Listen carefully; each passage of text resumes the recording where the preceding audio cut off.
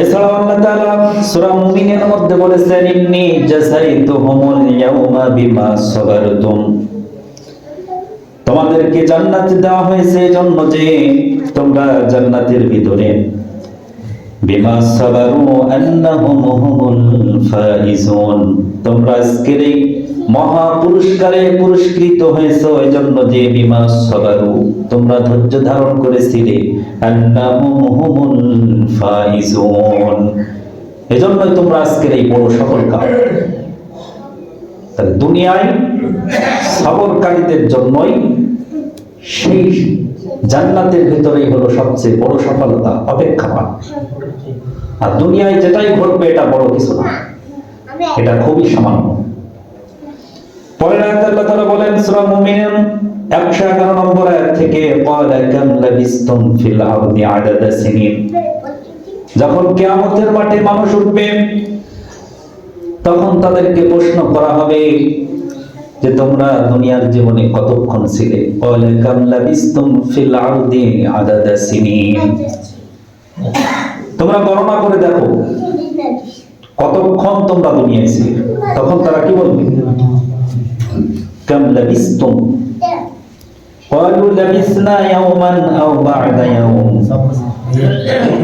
ক্বালু লাবিসনা ইয়াওমান আও বা'দা ইয়াওম, তারা জবাব দিবে যে আমরা দিনের একটা দিন অথবা দিনের কিছু সময়। আর কিয়ামতের মাঠটা কত সময়ের জন্য হবে? 50,000 বছর, একটা দিন, যেখানে সব মাখলুকাত আদম আলাইহিস সালাম থেকে নিয়ে কিয়ামত অবধি পর্যন্ত যত মাখলুকাত এসেছে, যত মানুষ এসেছে, সবাইকে একত্রিত করা।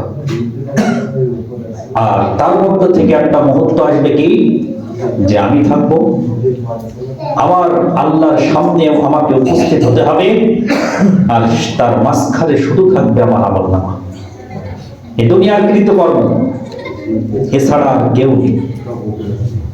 আমি আছি, আমার রব, তিনি যেটা ফায়সালা দিবেন অনন্তকালের জন্য আমার সেটা বলবে। আর সেটা নির্ভর করবে কিসের উপরে? আমার এই দুনিয়ার কৃতকর্মের উপরে। এই আমলনামা সামনে থেকে, এই আমলনামার উপরে নির্ভর করবে যে আমি পুরস্কৃত হব নাকি শাস্তির উপযুক্ত হব, আমি জাহান্নামের মধ্যে নিক্ষিপ্ত হব নাকি সেই জান্নাতের ভিতরে নিক্ষিপ্ত হব। এটা নির্ভর করবে আমার এই দুনিয়ার কৃতকর্মে। আমি ধৈর্যশীল ছিলাম কিনা, আমি ধৈর্যের পরীক্ষায় উত্তীর্ণ হতে পেরেছি কিনা, আমি তাকওয়ার পরীক্ষায় আল্লাহকে ভয় করে চলতে পেরেছি কিনা, আমি কঠিন পরিস্থিতিতেও আল্লাহকে ভুলে গিয়েছিলাম কিনা, এই সবগুলো সামনে থাকবে। আর এর উপরে আমার অনন্তকালের ফায়সালা হবে। তাহলে কিয়ামতের মাঠে 50,000 বছরের একটা দিন নির্ধারণ করবেন আল্লাহ, সব মাখলুকাতকে এক মুহূর্তে এক জমিনে একত্রিত করে। সবাই বর্তমান থাকবে, কেউ আর অতীত, কেউ ভবিষ্যৎ থাকবে না, সব কি বর্তমান উপস্থিত। এই সময় আল্লাহ প্রশ্ন ছুড়বেন যে তোমরা দুনিয়ার জীবন তো বহু কিছু অর্জন করার পিছনে ছুটেছো, এখন হিসাব করে বলো, ক্বালু কাম লাবিসতুম ফিল আরদি আদাদা সিনিন, কতক্ষণ তোমরা দুনিয়ায় ছিলে এখন হিসাব করো। যে জীবনটাকে অনেকেই তোমরা স্থায়ী মনে করেছিলে, সেই জীবনটা আসলে কতক্ষণ ছিল বলো। তখন আল্লাহ বলছেন যে তারা কি জবাব দিবে? ক্বালু লাবিসনা ইয়াওমান আও বা'দা ইয়াওম, তারা জবাব দিবে আমরা একটা দিন অথবা তার চেয়েও কম সময় মনে হচ্ছে। কারণ মৃত্যুর পরে বারজাখ জগতের হাজার হাজার বছর কেটে যাবে। কিয়ামতের মাঠে লম্বা 50,000 বছরের সামনে যখন আপনি দাঁড়াবেন, তখন আপনার কাছে দুনিয়ার জীবনটা আসলেই এইরকমই লাগবে, এর চেয়ে বড় কিছু মনে হবে না আপনার কাছে। এখনো যারা 50-60 বছরের জীবন অতিবাহিত করেছেন, চিন্তা করে দেখেন যে আসলে সেটা কতদিনের, সেটা আসলে কত লম্বা, একটু হিসাব করে দেখেন যে আপনি পৃথিবীতে এসেছেন আসলে অল্প সময়ই চলে গিয়েছে, এটা বেশি কিছু না। এজন্য তারা যখন বারজাখ জগতের 1000 বছর অতিবাহিত করে 50,000 বছরের একদিনে যে উঠবে, আল্লাহর সামনে দাঁড়াবে, তখন তাদের জবান থেকে আল্লাহ যখন জবান থেকে উত্তর চাইবেন তোমরা কতক্ষণ দুনিয়ায় ছিলে, তখন তারা ভেবে পাবে না।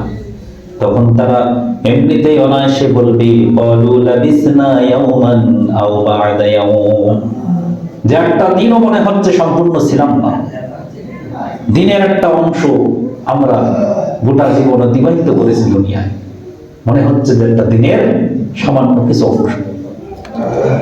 এরপর আল্লাহ আবারও বলবেন ফাসআলিল আদিন, যারা গণনা করতে পারে তাদের কাছ থেকে শুনে বুঝে বলো, যারা গণনা করতে পারে ফাসআলিল আদিন, এই গণনাকারীদের কাছে শুনে নাও, জিজ্ঞেস করে নাও।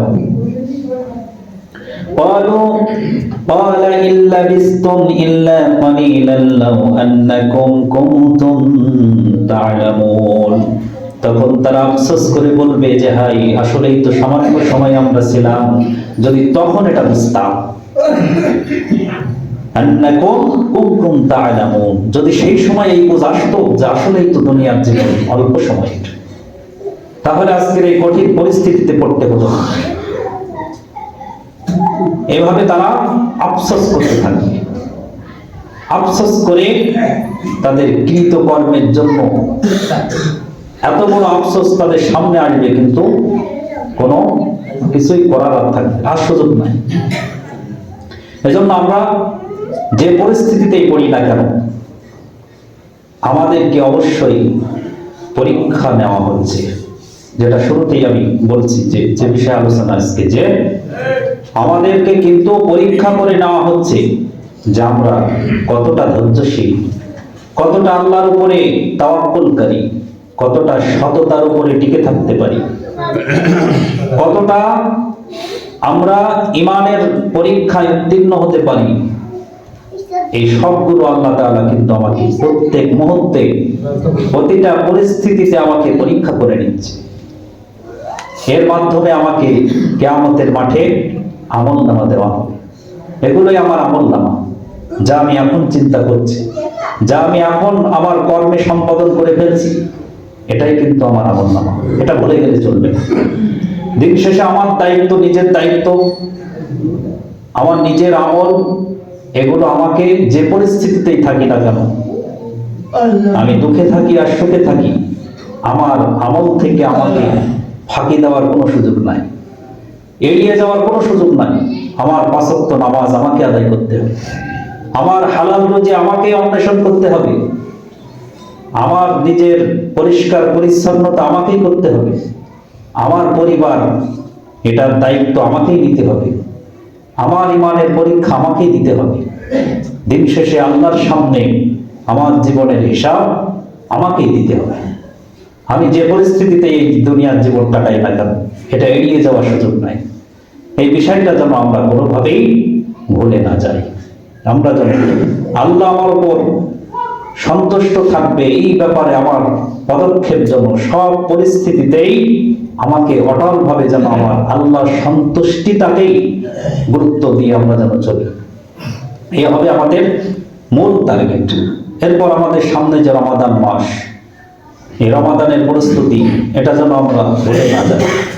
এটা আমাদের বহু বৎসরের জীবনযাপন পাইলে, জীবনে হায়াত পাইলে, আপনি দীর্ঘ বৎসর আমল করে যেটা না অর্জন করতে পারবে, এক রমাদান যেটা আমাদের আল্লাহ যদি হায়াত দেয় সেই পর্যন্ত, বহু মানুষ তো চলে যাচ্ছে, দেখ যেবার মুহূর্তে মুহূর্তে বহু মানুষ আমাদের মাঝ থেকে, সামনে থেকে বিদায় পেয়ে গেছে, যারা খুবই সুস্থভাবে সবলভাবে পৃথিবীতে চলেছে। তারা গত রমাদানে ছিল কিন্তু এই রমাদান পাইনি। এজন্য আমরা এখনো পাবো কিনা গ্যারান্টি আছে? নাই। এজন্য এই রমাদানটাকে যদি আল্লাহ সুযোগ দেয়, তবে যেন আমরা কাজে লাগাই, রমাদানের আমল থেকে যেন আমরা পিছিয়ে না থাকি। এ ব্যাপারে আমরা অবশ্যই সজাগ থাকবো, কারণ শয়তান আমাদের পিছে কিন্তু লেগেই আছে, যে কি করে আল্লাহর থেকে আমাদেরকে দূরে সরিয়ে দেবে, কি করে আমাদেরকে আমল থেকে দূরে সরিয়ে দেবে, সেই ব্যাপারে কিন্তু সে সচ্চার আছে সর্বদা। এজন্য আমরা যেন আমল থেকে দূরে না সরে যাই, আল্লাহর হুকুম থেকে দূরে না সরে যাই। আল্লাহ তাআলা আমাদের সকলকে যেন সেই তৌফিক দান করেন। আমিন।